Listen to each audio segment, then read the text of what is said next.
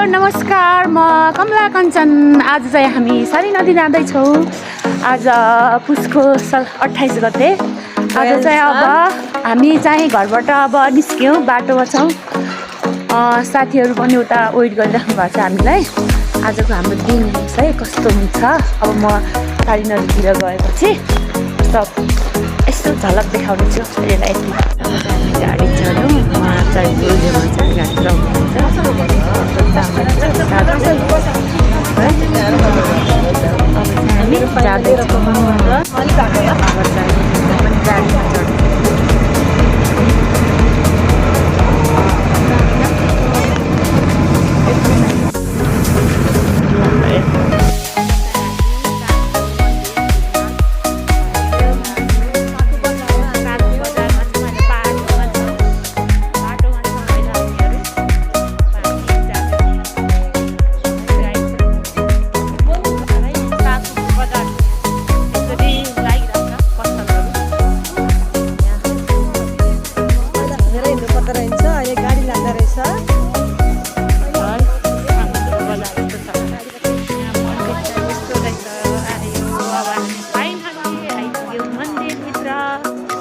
परिवेश गरिसक्यौँ।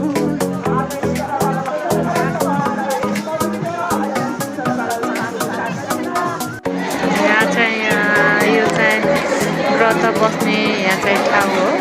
व्रतहरू चाहिँ यहाँ दान दिइराख्नु भएको छ। यहाँ चाहिँ यसरी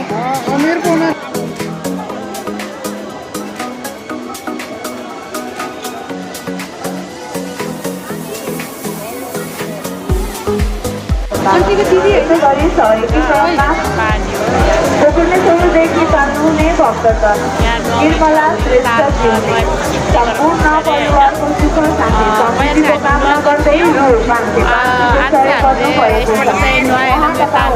लगायत सम्पूर्ण परिवारमा श्री माधवनारायण ब्रह्माले सदा रक्षा गर्नु कल्याण गरोस्।